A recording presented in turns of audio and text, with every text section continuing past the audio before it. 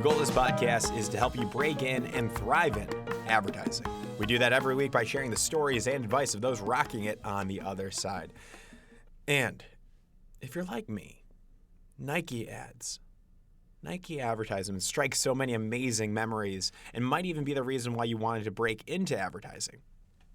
The historic relationship between Nike and Wieden Kennedy has sparked the best advertising of all time. For the past 40 years, Nike and Wieden have remained the champions in creative advertising, branding, and in culture. So today, I speak with Paanii Annan. He is a charismatic and driven leader, a first-generation American by way of Ghana. He is currently a brand director at Wieden and Kennedy in Portland, working on the Nike account. Wow. His passion is to help people realize their full potential in their personal lives or professional careers. He lives by the mantra, be the best you that you can be. And he loves to be a mentor to aspiring marketers, which makes him the perfect podcast guest. And he's a lifetime sports fan. Paanii has settled seamlessly into his role at Wieden and Kennedy. In 5 years at the agency, he has led and contributed to numerous large projects ranging from Olympics campaigns, championship celebration ads, brand campaigns, and city takeovers. His projects have won many awards, from Cannes Lion Grand Prix to an Emmy. His relentless work ethic is attributed to never being comfortable and leading by example. You're going to want to connect with Paanii. And the best way to do that is to leave a 5-star rating and review on Apple Podcasts. Then you can connect with me. My name is Gino Schellenberger on LinkedIn. And I will personally make a connection for you with this guest, Paanii, or any of our past guests. Now, on with the show. This is awesome. This is the Breaking and Entering Advertising Podcast, and as usual, I'm your accomplice, Gino Schellenberger. Kick it, Mikey.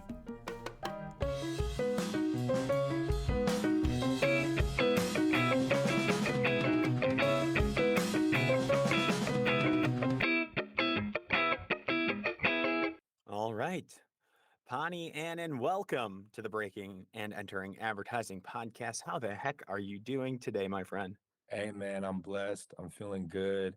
It's been a pretty whirlwind last few months, but I wore this crew neck on purpose. We What's here. it say? But For the listeners out there, read it out loud. What does it say? for those of you who are not looking at us talking about this podcast we're about to get into, I'm wearing a University of Colorado Let's Coach go Buffs. Prime crew neck. We here, that's what we're doing in this industry. We're breaking and entering.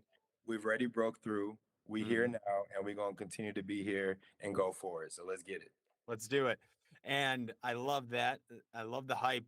We're going to talk a lot. I think just people looking at the title, they clicked into this for a reason, whether it was on LinkedIn, Instagram, or any social channels. They saw that you are a brand director for Nike at the infamous, the famous, the world-renowned Wieden and Kennedy. Is that still accurate? Is that still your title? Did you get promoted at all?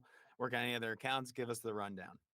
Yeah, that's me. So I've actually been on the Nike account for just over 5 years now, which is crazy to think that, in this climate, I'm staying put. I've been on the same piece of business at the same agency for so long. And yeah, I'm a brand director now as of this summer, 2023. So, Congrats. we continue, and thank you. I appreciate that. 5 years, a long time. Same agency, same account.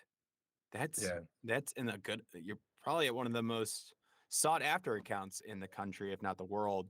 So it makes sense to me, you know, to stay. When you get on Nike, you probably want to stay on Nike unless there's other stuff that we want to learn about. But yeah, Yeah. that we'll dig into that.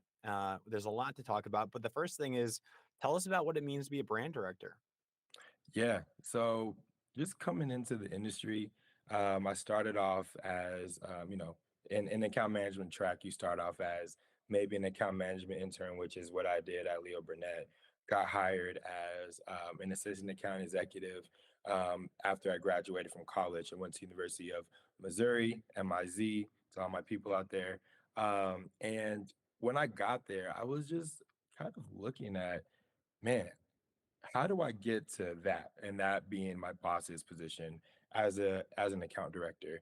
Um, the reason why it means so much to me now is as you break into this industry, as you go through all the different positions, you learn different things along the way. So, as you know, an entry level account person, you have to figure out what your job even is. Yeah. How do Yeah. you know what I mean? It's like, okay, so I don't really do anything, but I do everything in this process. Is kind of the thing about account management that's so funny because when somebody asks me like, what do you do? And I'm like, well, I kind of do a little bit of this, I kind of do a little bit of that. I manage some client relationships. I kind of, manage the internal processes for our creative tracks. I kind of also do these other things. And they're like, how do you succinctly say that? And the thing is, you don't really know. You know what I mean? It's like you just kind of figure it out along the way. And that was the biggest thing for me was like when I got to my first job at Leo Burnett after my internship working on Intel, I was like, Mhm. how do I even make an impact on this place?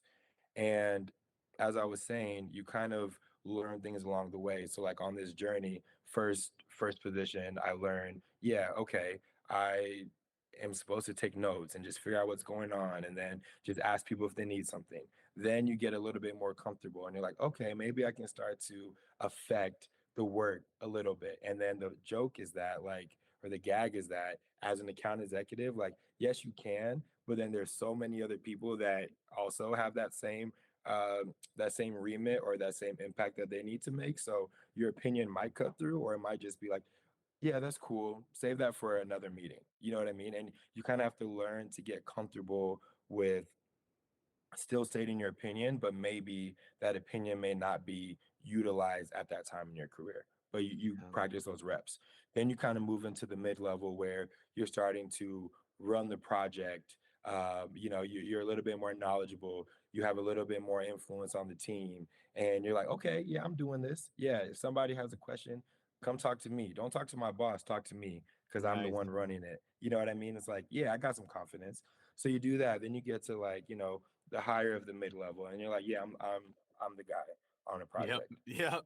I love that. Don't ask nobody anything else. Come to me. And Yep. then now, I'm looking at this 9.5 years later in my career, and now I'm at the position of brand director, and it's like, okay, now what does this mean? And when I go back to 21-year-old Paanii, who stepped into the agency world for the first time, aspiring to be where I am now, I have to remind myself of like, what did I see in my bosses? What did I see in those people that I was in meeting rooms with that I felt were so impactful, were so inspiring, were so under control, and just was able to galvanize everybody? Mhm. What did I see in those people that now that I'm in this seat, I need to do myself?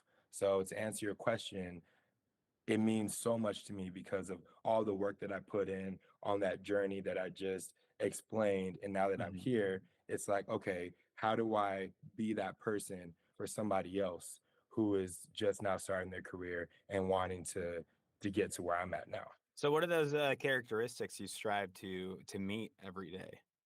Yeah, I love this question because it's actually a piece of advice that I give to people who are breaking into the industry. Mhm. Um, The answer kind of changes for everybody. I'll give mine, but just want to Of course. explain my philosophy of like how you even arrive at like how do you be somebody that people want to look up to? And the formula is actually pretty simple. It's you look at the great things that people above you or that you're working with do as you're in the observational mode, like as an entry level person, really at any level, I mean any department, excuse me. You look and you say like, oh, as I'm learning, as I'm the person who is typing up notes, as I'm the person who's just like absorbing what's happening in the room, what am I taking away from the director in the room, from the strategist in the room, and this, and watching how people react to them when they do certain things, Yes. right? Good or bad. I think that's the part that's the formula is like, okay, if I'm coming up, I'm gonna take the good things that I see people really love about this person. I'm gonna pay attention to the things that it seems like the team reacts negatively to, excuse me. Hmm. And I'm not gonna do those, but then I'm gonna just mold myself into all the things that I like that I observed and become that person. So my specific answer for that is actually a few things. One is being the most like adaptable person in any situation. And what I mean by that is like in my department, we have to work with every other department. Strategy, creative, production, business affairs, design studio, who you name it. Like everybody at the end of the day, the account management web connects to all of them. Yep. Yep. Every department, and even within that department, every single person is unique, right? And as they are unique, you have to learn how that person works. One creative might say, hey, I would love a phone call every time you have something to tell me.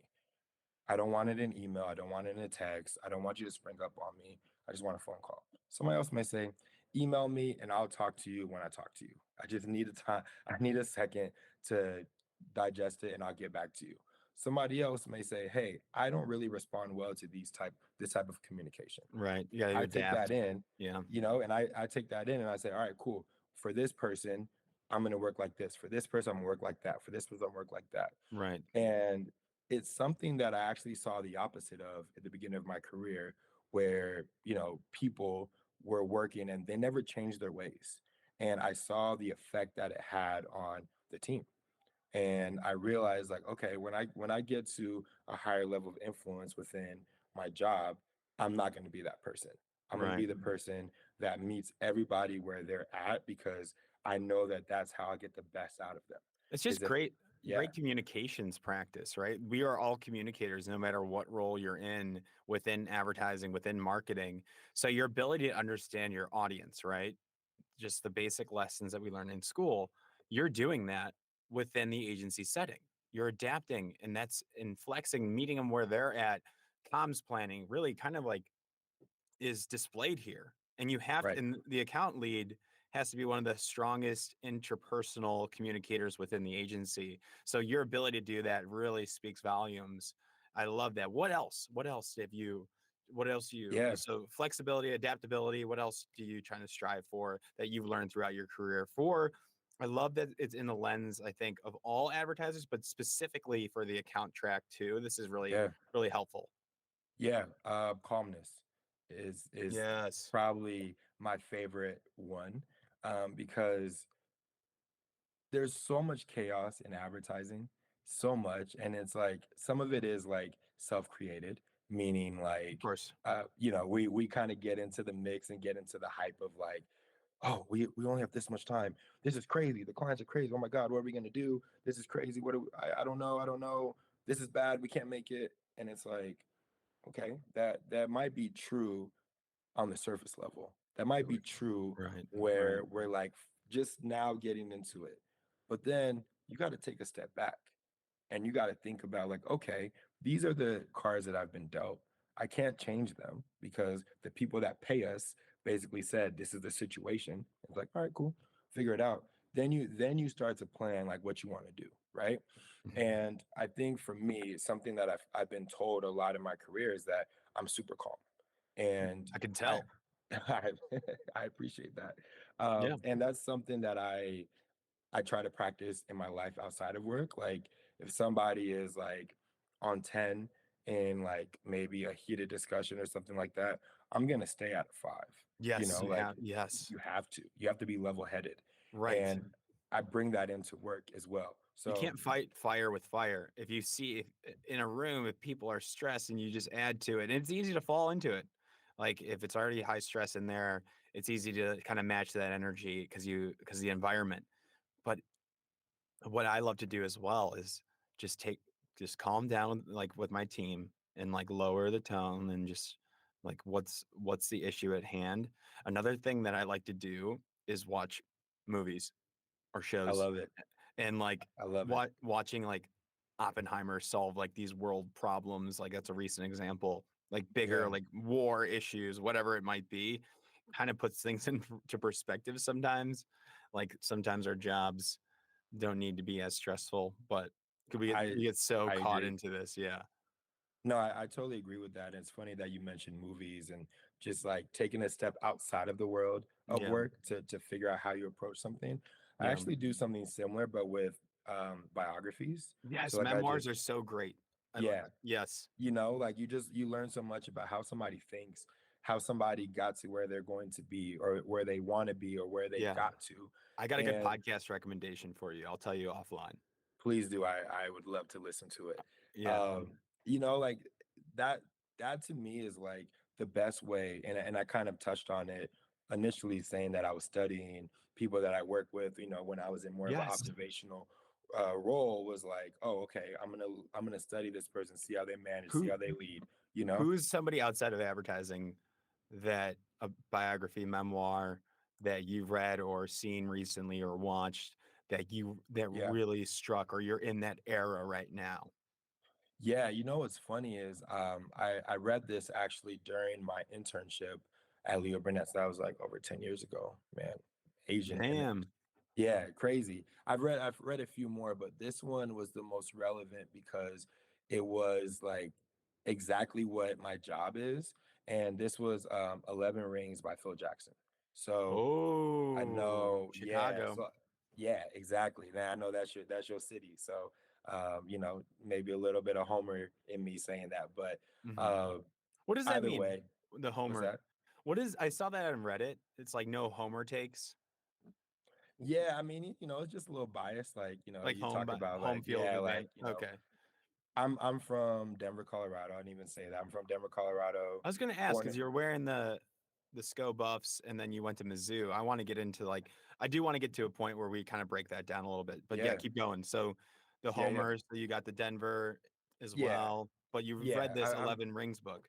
Yeah, so 11 Rings, yeah, we get to the hometown stuff Yeah. afterward, but 11 Rings was really interesting because when you look at Phil Jackson's career, like regardless of like, is he controversial now or not? Like, is he kind of like a little quirky dude or not? Phil, if you hear this, all He does respect to you. listen. He does listen. Hey, I saw him tweet about it actually, and I was like, okay, are we gonna hear it? But yeah, Phil, I love you anyway. Like, no, anyways.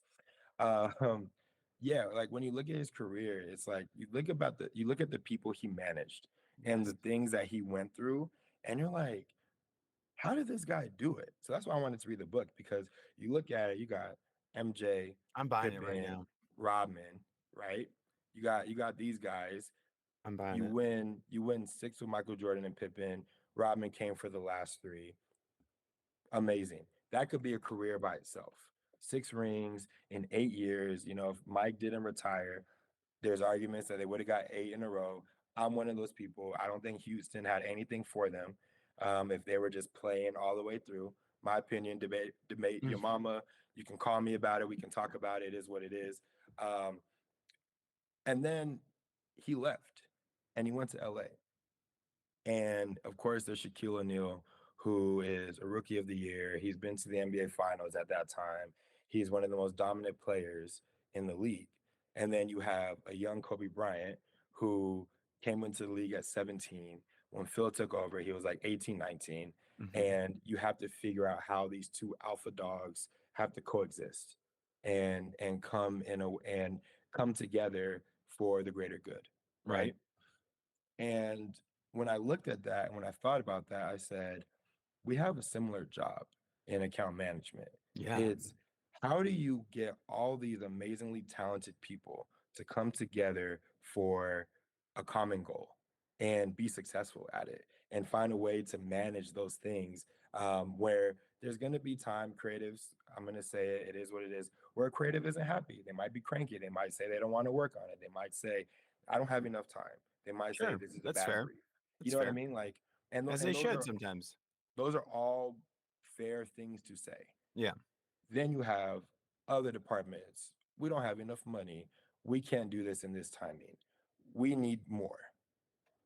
It's my job to figure out how to take a step back and manage these things so that people don't feel the heat. My job is to shoulder the burden to relieve people of the heat. take it away. Yeah. And learning from somebody like Phil Jackson and figuring out how he was able to navigate those things and the methods that he used or the things that he ignored from people. It was like, okay, you can have your little, and I'm not saying people on my team have fits, but like you can have your little problem over there. But when you're done with that, come back over here and we're gonna actually get to work. And that type of mentality is how I operate. Is like, okay, mention all the things that you need to mention, get it all out, and then come back to me so we can actually figure out a solution. I'm always solution oriented. I So like that. I yeah, like that. I literally just bought the book. It's arriving in 2 days. So Gino, I mean, that's I love to hear that. You my yeah, guy, clearly. Same yeah, wavelength. So yeah. I love it. Uh, Thanks for recommending that. I Yeah. think. Oh, I can't wait. I read Shoe Dog in like 2 days, actually, Yeah. and that book lit a fire for the podcast and like scaling the business because we are a business and we have a team and just his story work Phil Knight, Of course. Nike, so I Yeah. love how this kind of connects here.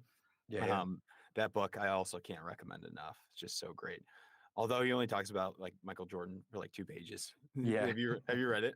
You I should have read it. read it. Yeah, I Yeah. read it in 2020 actually. And So then the Air movie, I watched that twice. yeah. I like to take the hat on that. It was like a different lane, not really what you expect for Mhm. it, but you got to see like how things, with a little dramatization came together, and Yeah, how they're able to sign Mike. It was cool. I wanted some more wide action in that. I think they mentioned Dan once in it. I Yeah. was looking for it. I mean, I watched it twice, so I'm pretty sure I wanted a little bit more wide in action in there. But maybe I'm sure there's probably something coming out eventually. Yeah, Documentary. I mean, rest in peace to Hmm. Dan White and Dave Kennedy. Yeah, They passed over the last 2 years. recently. Yeah, Yeah, I wouldn't really be here if it wasn't for them. In more ways than one. And that's, a lot of people get into advertising. You hear the story all the time. I'll spare everybody, but I was inspired by Michael Jordan, but then I was also inspired by the commercials that I saw in between timeouts and games and stuff. I, and like let's talk about the culture at Wieden Yeah, and Kennedy. Like while we're here, I think so many people are curious what goes on behind the walls. We've had a couple people on. yeah, yeah, But I always like to hear different takes on what it's currently like and the magic behind it because uh, one of the most awarded ad agencies ever, right? yeah. Independent, I believe, still. Independent, largest independent network there is in the industry. Yeah, and a couple offices now. You got New York. I believe there's another one that opened up recently too, if I remember correctly. Yeah, so we're all over the globe. So you got Mm-hmm. New York. Obviously, I work in the Portland office. Mm-hmm. We're in London, Amsterdam, Sao Paulo. We're in Tokyo, which I actually just did a stint in for 2 months. That's right. We're a lot of places, Mexico City. So we're coming up for sure. Mexico City was the most recent one, right? Yes, it's one of the most recent ones. Yeah, Gotcha. Gotcha. So yeah, independent meaning, I think for the listeners, just a nice little lesson here, not owned by another holding company or a larger digital or consulting company. We see that quite a bit. There's pros and cons of that. We've talked about it quite a bit on the show. I think being independent, you harness your creativity. You can remain true to your core and your brand guidelines, and just saying yes and no to whoever you want for clients, pushing the work based off who you are and not any higher ambition. And there's cons to it too. But I don't think the cons probably affect you all, some of those being budget restrictions, right? I mean, for some smaller independent shops, that's a thing. Not having the larger like network, which is once again, I don't think probably applies to you guys. So you guys got kind of the best of both worlds. Large budget, I'm sure, large like access to whatever talent you want. You're all over the globe too. So hmm independent meaning just like not that higher holding company that might have other agencies too in it, right? Did I hit that okay? you got it. Yeah. So that's the discussion there. So tell me then, Yeah, like, give us a rundown. What's going on in your Portland office? Uh, yeah, what's it like? Tell the people. They yeah, dream of working here. So give us the yeah. insight. Yeah, I mean, look, same here. I wake up every day and I'm just grateful to God that I'm able to step into that office You like every day. Portland? You like Portland over Chicago? That's a discussion for another moment. I I mean, know, but people I won't people say love it. There's vampires there, I'm pretty sure, like from Twilight. Is that it's a very interesting city. I'll tell you that much. Like, so for Mhm. me, being from Denver, going to school in the middle of Missouri, and then living in Chicago for 5 years, where I felt like I had a new home. Yeah, Moving to Portland was very interesting to yeah, me, just because it's very different from what I was used to. And to be honest with you, 5 years later, I'm still getting used to it. I'm still figuring it out, but yeah. there's a lot of reasons behind that. The thing I want to mention though is that above that and besides that fact, working at Wieden and Kennedy, you don't feel that. You walk into that building and you're like in a completely different world. And that's what really draws a lot of people there. Is you talk to people who've worked there for over 20 years, 25 years, they'll tell you that when you walk into that place, you're just at home. You feel something different. You feel a sense of community. You feel like you're a part of something greater than um, just yourself. And just to continue on that, that is the vibe at Wieden and Kennedy, is that you're one big family. There's this like widening Kennedy-ness that you just get by working there. And it's Mhm. like through what Dan Wyden called slime mode, which is like everybody coming together. But I also see it as like when you're there, as you are coming together and you're molding into this larger collective, you're Slime, was that slimy. You call it slime? slime mold. Slime Slime, mold. Yeah. slime mold. I like that. Yeah. It's That's, a I you want that to be my nickname. Hey, look, for all the listeners out there, just Google search, or whoever sponsors this, just kidding. Google search slime mold Dan Wyden, and you'll love to see what he has Oh to yeah, say. I can't wait. Yeah, it's really cool. So with that concept, yes, you're coming together and people are learning from you, but like you're also just assimilating into this thing that makes you just want to make the best work. You come here, you're inspired, you're like, look at the legacy. You Right. talk to somebody in the hallway and you're like, oh wait, you did that commercial that I saw when I was in high school Yeah. that inspired me before basketball season. You made that, you wrote that, or you produced that, or you did this, or you did that. And you're like, you're here in Portland and you're Mhm. just like still working. You're still just moving about like a normal person. You should be like hung in the rafters because of those stuff that you did. Like those are the people that you encounter every single day working at Wieden and Kennedy, It's like a especially in the gallery, Portland office. kind of like a gallery, like a museum esque of like amazing people that are still like that have been so profound and had such an impact on the industry that are just walking around there, just hanging out, Just hanging out. I mean, just so working many and chilling. OGs. It's truly a blessing to see them because Do you you get ever, inspired by that. if you get hired there and when you got hired there, intimidated, or were you ready to roll? I mean, you were at Leo Burnett before, but like Yeah. being in the halls there and being like kind of like in our nerdy way, probably starstruck, like Yeah, yeah. by some of the people, which people listening to this podcast, I'm sure would be as well because we love advertising. How do you Yeah. combat that? Did you feel that, or were you ready to rock and roll? A little bit of both, to be honest with you. Which is So, healthy, which is probably healthy. Like yeah, you if want you're a little not bit of both. scared, yeah, if you're not like nervous or just like wanting to perform well or have that nervous feeling, you don't care enough. That's how I feel about it. Is Yeah. if you're not afraid to fail, then it's like, what are you doing? You Hmm. know? Um, for me, walking into those doors, and if you're familiar with Wieden and Kennedy, there are these huge metal doors that you literally pull, and they're like 30 feet high, whatever it is. I don't know. Somebody can probably have a more accurate answer. You just feel the spirit of like an amazing place. So Right. to answer your question specifically, yeah, I was ready to rock and roll because I was like, yo, this is what I've been working Yeah. so hard in my career for. But at the same time, I was like, okay, let me just take a step back because I'm on the Nike account. It's not even like I'm like on another account. I won't name any examples to like say those accounts aren't as important as Nike, but I'm on the marquee account to me in advertising. Right. People, Right.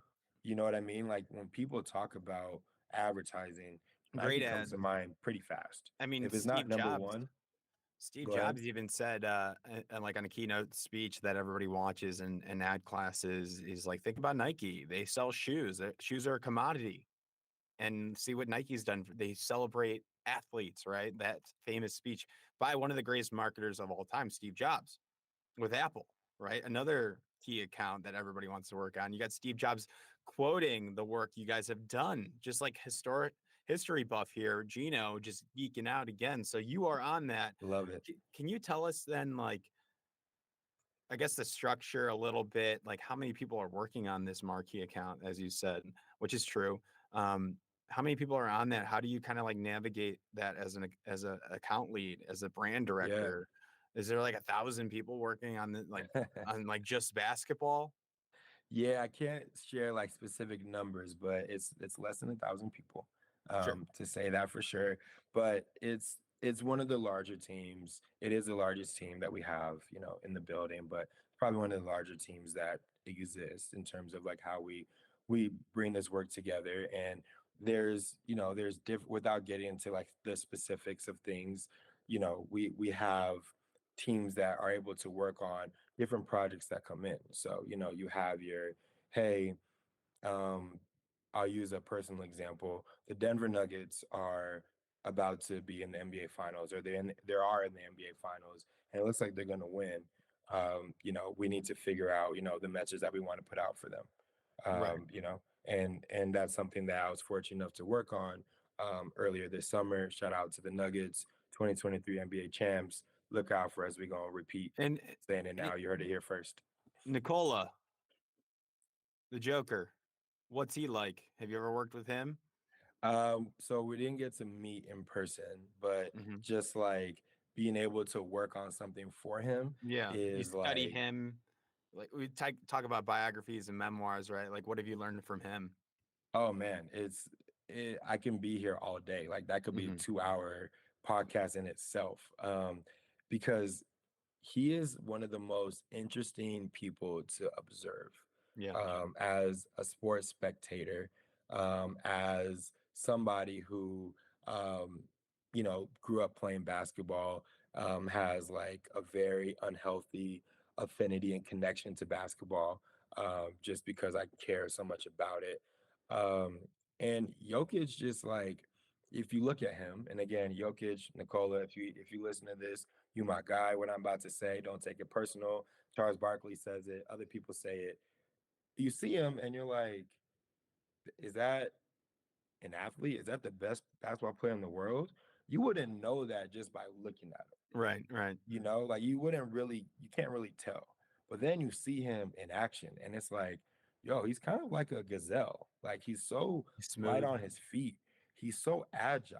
He's so like And he's not smart. the fastest player, right? No, Not the most, he's not the shiftiest. He's not the bounciest. no. He's just kind Like of like, he takes his time. He kind of looks like he's in slow mo, right? Like he has it all under control. And it makes sense with the account, right? You weave through problems and you exactly. find openings, you make plays. I see what Exactly. you're You saying now. you know your personnel, right? So it's like, okay, I know that I need to set up my strategist like this so that he can write the best brief Yeah. that the team is going to get inspired by. Same thing as like if you watch Jokic play, there's so many countless times where he's walking up the court and he's pointing to his Mm. teammates and he's like, "Hey, go over in the corner right there. Hey, you go to the short corner. Hey, you go to the high post. Just He trust just, me." he's a general. He's just He's a commanding. general. He orchestrates it. He puts people in positions Yeah. and then he gets the ball. And then he makes one move and everybody reacts to it. And then there's somebody open right under the hoop. He tosses it. He don't even have to Yep. look. He just does this. You know, I love it. Yep. that's kind of the same principle that I apply to my Yeah. job. Is like, let me start to call the plays early.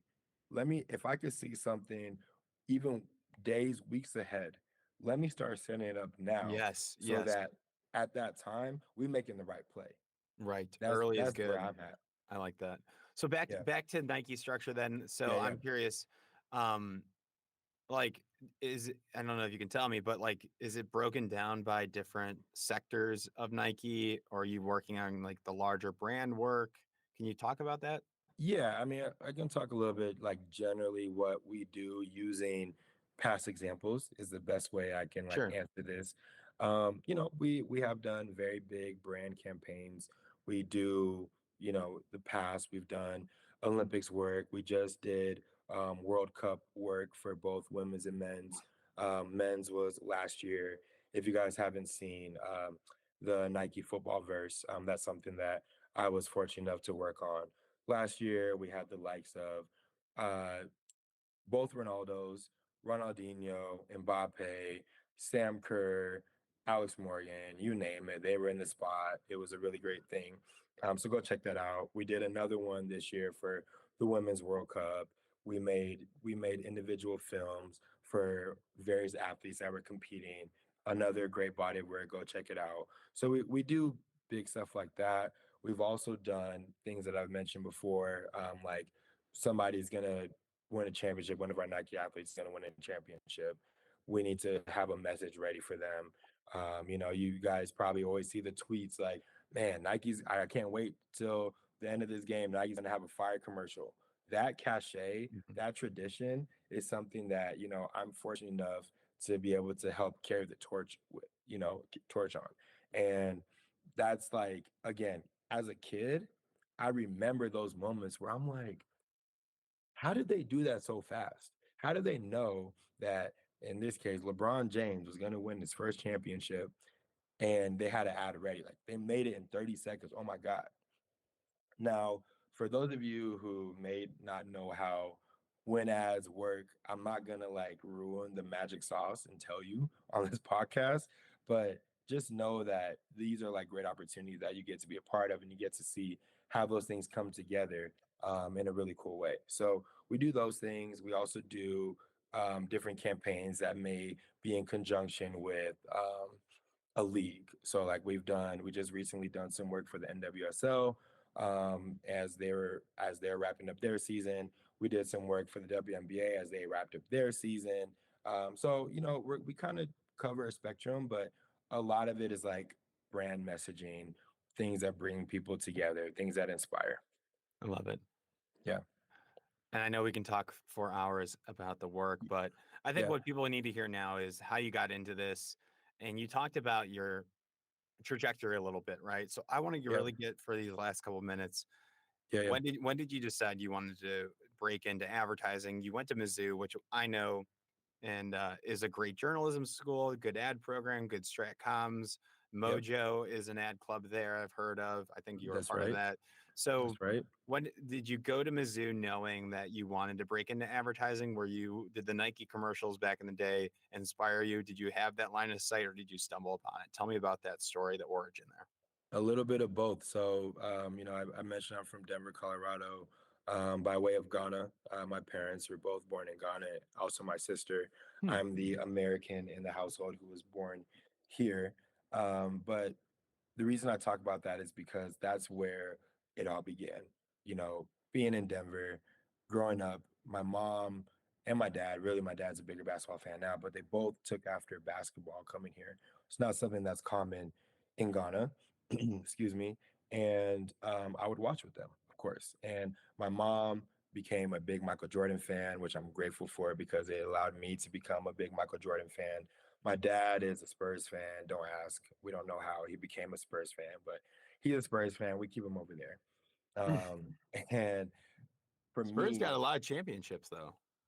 that's the reason why he's a fan. So I call him a bandwagon fan all the time because I'm Well, the like, Jordan, I mean, can't you argue that hopping on the I Jordan? can, but I feel like, yeah, you can. You're right. But But the he was reason a why phenom. He it took was over the Michael world. Jordan, who wouldn't be a fan? You know what I mean? Like, You don't see that with the LeBron, do you? it's not the same. And Gen Z will probably fight me on that. I know they will. But to me, growing up, watching Michael Jordan, Hmm. seeing these commercials, Gatorade, McDonald's, Nike, Yeah. Hanes, even. Yeah. You watch these commercials during the commercial break, and you're just like, this guy is so cool. Like he's Hmm. killing it on the court, and then he's eating some fries in a Do you Big think as Mac. there's less social media back then, and Yeah, you're captive. You're captive. You yeah, know, if you're and like watching it, there's nothing else to do. he kind of stays out of the limelight still. I think The Last Dance was like his major big showing, and everybody was glued, especially during the Yeah, pandemic, like yeah, just hit like fire. Um, yeah, but like LeBron and a lot of these athletes, not just LeBron, like they're so accessible, and the magic, yeah, kind of like what you said about like making the ads, like the magic is like kind of evaporates when you see them and they like are communicating back and forth. So regardless, yeah, let's get back for sure. to your story. So you Yeah, went to Mizzou. Did going from Denver, growing up with your family from Ghana? You were born in Denver. I was. So Yeah. I mean, why didn't you want to go to Boulder? Is it too close? Why Mizzou? Yeah, no, it's a great question. So, to connect that dot, like, and I'm like, ironically wearing a CU crew neck, but the reason that I wanted to go to Mizzou is for it was kind of a duality thing. So, again, Michael Jordan inspired by commercials, whatever. I go to Mizzou. I played basketball, you know, growing up, high school, whatever, and I wanted a connection to sport. And of course, in the back of my mind, I was like, I want to work at Nike. So that was always a thought. But then at the time, I was really interested in broadcast journalism.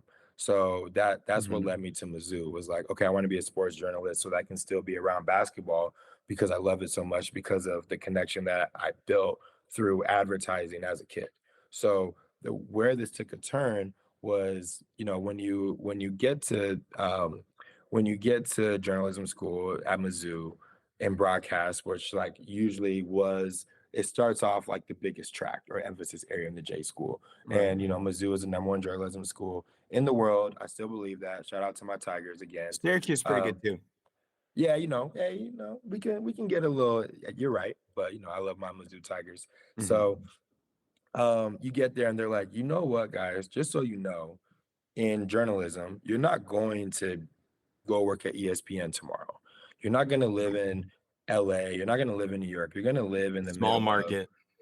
Idaho or South Dakota. No disrespect to my listeners that Yeah. are from either of those places. We love that, but it wasn't my calling. It wasn't where I wanted to go. Yeah. And I remember one day in my dorm room that I was like, you know what?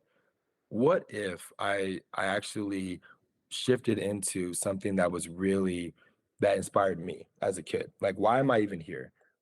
Because of the advertisements that I saw Right. as a kid that made me become such a big sports fan, that made me build this connection. And I remember that day and I was like, okay, what are my options? And my option was I can change my major completely and go into business, like, and just be like boring, no disrespect to business people, or I can change my emphasis within the journalism school and study strategic communication advertising. Right. And I made that decision because that fervor that I felt, and I'm feeling it right now as I'm speaking, being inspired as a kid, I was like, I want to do that for somebody else. I really want to get into that. And that's kind of how I got into advertising Got and I it. kind of continued through I college and, you know, and professional. I want to hover here for 1 second. I think Yeah. I talk to ad students across the country quite a bit, and they'll tell me like, "Oh, I really want to like work for REI or a specific company, or I want to like work for music or a specific Sure. industry. So I need to start off at an agency. So that's why I'm in advertising." And then I question them like, "You sounds to me you want to work in music or fashion or at REI. Like, Yeah. why don't you just skip the step if possible? Like, it's possible to skip that step and work directly for your dream industry or dream Yeah. Yeah. role." Like it, so I think that's really interesting. Like that you made that shift. You identified right away that you wanted advertising. You want to work for like that purpose, and you just went and did that. So I always Yeah. tell listeners like, do you want to work in advertising or do you want to work for another industry? Mm, Because you can probably skip the agency step too. So right. it's kind of contradicts the whole purpose of this podcast. But yeah, I mean, Yeah. everybody needs a great communicator no matter what. If you're selling something or there's a service, everybody needs a great communicator. So I encourage people 100%. like kind of like think about like what you truly want to do, like what you did here. So back to you Yeah. then. So you Yeah. went Yeah. to, so Mizzou, and then you decided advertising was your route. And the internships, I saw you had one at in the Denver area. Was that your Yeah. first one as a marketing intern? Yeah, it was at this company called Jeppesen, who's owned Mhm. by Boeing. So, Nice. yeah, it was cool. What year were you when you got that?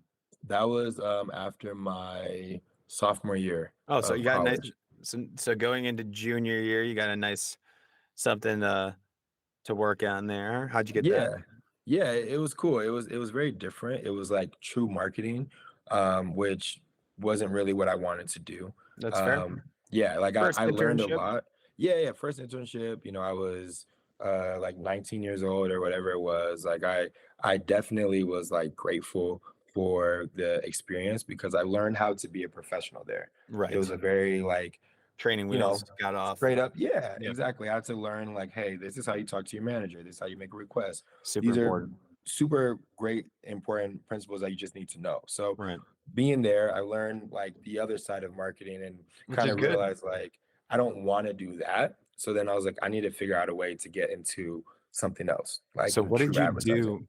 what did you do then that next year, your junior year, right? Yeah, You get back to campus at in Columbia. Yeah, yeah, Columbia, yeah, yeah, which the basketball team is not as good as University of Illinois, but that's okay. Um, what did you do when you got back there yeah. to I'm get this laughing because I think we won the border war last the year. bragging rights? The bragging rights, thank you. I think we won, but I we don't might know have if to you. check that. We I have don't to know. check that. We have to Fact check that. checker. We There's could check that. a little rivalry here. Yes. So border So wars. what'd you do? You geared it up because you Yeah, got this Leo Burnett account management internship that people love in Chicago. Speaking like from my background, people yeah. want that. That's not easy to get. So what'd you do differently when you got back? You I just locked. identified that you want to be agency side, like you locked in. Yeah, I locked in, man. I like again. I came back to Mizzou, and I was like, all right, that experience was cool. It's not what I wanted to do. So then I took a step back and said, what classes can I take? What opportunities can I do on campus to get me ready for whatever's next for me? And I took a class. It's actually one of my favorite classes that I took in college, and it was basically the principles of account management was like the job. I might be butchering the exact title, but Yeah, that was the gist of the class. It was an account management class. It was with Professor Barbara Ifshin. Barbara, love you, the shout out. best. Big shout out to her. And she was like tough. She had worked at Y&R. She had this agency experience, and she did not let up on us. And that's kind of where I learned a lot of the principles of account management. And with that being said, there's a career fair every year at Mizzou. A bunch of agencies come. Leo Burnett came, and I used all those tools I took from that class when I had my interview. And I told him like, I know there's a lot to learn, but Well, I how'd you want get to that? bring that. Yeah. How'd you get that interview then? Like from the career fair because they showed up, you were there. Like I think that's a really important lesson there. So what'd you do to stand out amongst the Yeah. hundreds of people? I mean, that's the thing, and I think this is something that everybody should um, always remember whenever you're in these type of situations is be yourself and be the best you that you can be. And that's kind of a quote that I live Yeah. by is like, don't try and be somebody else. I know I spoke earlier about like taking the things that you learn, that you see from other people and applying them. Yes, do that, but don't try and just emulate somebody. Don't try and be something that you're not. Always stay true to the core values that you have, the things that make you unique, because that is what creates your value, especially in account management. I say this all the time at work. Anybody can be an account person. It's a very like straightforward job. If somebody's like, you do this, you do this, you do this, like, all right, cool, I can figure that out. But what sets you apart is that uniqueness that you bring to the table, that thing that you can do that nobody else can do. And Right. when you have that, that's what people want on their team is like, I don't care that you can write an email. I don't care that you can tell somebody what to do, but how did you write that email? How did you tell that person what you needed from them? Right. Were you personable? Did you add your own personality to it? Did you do it in a way that actually is going to exude results? Or did Right. you just do it at face value? Because if you did that, I don't need you on my team. I need people who can change the game. I need people who are going to pick people up when they're down. I need people who can read things way ahead of time, bring that unique talent, and we can get to business. And And that's you kind of what I did. and we can tell, I think you've probably seen it, and I've definitely seen it talking with these students who's really comfortable and confident and knows who they are. They don't even Yeah. have to be super confident. They just have to be comfortable and not trying to sell too hard. I feel like that's an issue, or try to Yeah. overhype or to be somebody they're not. You can just kind of get a grip on it. Not always, but like for me, I can get a pretty good gauge on who they are, and if they're being somebody or they're molding, in an inappropriate way. I feel like Right. it's a little too much. So you did that at this career fair that Yeah. led you to an interview, and you knocked it out of the park because these classes, you had that internship, and then Leo Burnett was like, "Yeah, you're gonna be our intern Yeah. for that summer." Yeah. So then I got the internship, moved out to Chicago, Yep. summer of 2013. Um, just taking it all in. Like, you're from Chicago. I always had an affinity for Chicago, for various reasons we already talked about. And just being there, I was like, yo, this is my time to really lock in, as I said earlier, and make the most out of it. And that's what you have to do in this industry, is when you have an opportunity, don't walk through the door, run through the door. You know what I Right. mean? Don't just be like, okay, I'm here, I'll be good and I don't need to do anything else. It's like, no, you need to make sure that you doing everything that you can so that Yes. there's an undeniable decision of I need that person back as a full-time employee. You need to build dependability, like make yourself irreplaceable, especially for interns. Yeah. Like show up nowadays, it translates to if it's hybrid or not. If you have the ability to show up every day, do it. Yeah. Startup initiatives. I have a whole slide on things like people should do when they first start up. Like a couple of those by memory is like start up an all agency teams channel or an ERG or a Mm, club or do a TikTok lunch and learn, mm. showcase something, just take initiative, be start up a social activation like for the comms director because the comms director doesn't want to do any TikToks. Like that's me. Yeah, right. I Like love that. like Yeah, no, seriously, you're just right. like kind of like raise your hand and like create stuff with approval, um, and gather people around. So build dependability. So then so Yeah, you yeah. knocked it out of your park. I kind of want to fast forward just a little bit. You knocked it out of the park, I'm assuming. You went back for your senior year at Mizzou. Is that correct? That's right. Went back senior year, Did was you in know that Mojo Ad. did you Oh, go ahead. know that you had the job lined up at that point, or was it just like, hey, that you did a great job on this internship this summer. We'll talk to you later, maybe.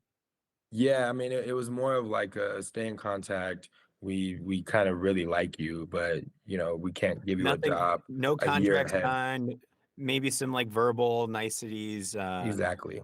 But you felt, were you, did you think that you had it? Because I will spoil it. You did break into assistant account executive at Leo Burnett. Did you have a pretty good idea, or are you still trying to hustle hard? What was your mindset leaving that internship? Not gonna lie to you, I put in so much work at that internship. When I left, I was at peace because I Nice. knew that I did everything I could do, Yeah. left in Yeah. God's hands and said, hey, look, if it's for me, it's gonna be for me. And that's exactly what I did. And then, around February, same career fair rolls around. I go and say, hey, what's up to the recruiter. You know them Um, now. They're your boys. Okay. yeah, it's Yeah. like, hey, what's up? Shout It's out me to Nicole again. Wright. She gave me my first opportunity in advertising, so I just want to give her actual shout You out have because to. she's the one who got me into the door. And I saw her and pretty blatantly was like, "You're What's good." going on? Yeah, She said I that? mean, not even that. She was like, "You're good." And then probably like a week or two later, I got my offer package in the mail, and this is in February of my senior year. Oh my goodness. You know what I mean? Like, so I'm looking at 3 months of just chilling, not chilling. It's not to Yeah, finish no, you're chilling. college, but I didn't have to worry about finding a job. I was good. I was like, I'm working at Leo Hard Burnett. work pays off at one of the best agencies as well. I love it. Yeah. And listen, that's a really good story. And a lot of people would do a lot of bad things to do that and to get in that spot. But I think the Yeah. hard work, putting in that, I love it. I want to leave it there. Yeah. Yeah. I think people need to reach out to you if they want more details. And how can they do that? And I'm sure they will. Yeah, for sure. I'll get my information out. Find me on LinkedIn, Paanii Annan, super easy. Also, like email is totally cool. GP dot my last name Annan at gmail.com. You can find me on Instagram, just at Paanii, no underscores or nothing, just my name Paanii. Hit me up. I'm happy to chat more about this. I love talking about how I got to where I'm at. I love inspiring people. I love giving advice, and I just love to talk about anything. So let's Yeah, do it. I think everybody should ask or try to ask like what led to that switch from was it Leo to Wieden there? Yeah, I mean Yeah, you were there for almost 5 years at Leo, and then you made the switch to Wieden. To me, yeah, it seems like a natural progression, but I'll leave that for the listeners if they're curious, if for that's okay sure. with you. Yeah, no, I'm happy to answer that question. It's been really great, and I really appreciate your time. Honey, amazing, amazing episode. Thank you so much, and thanks for sharing the info. Seriously, Hall of Fame episode. Thank you. Oh man, thank you. It was a pleasure.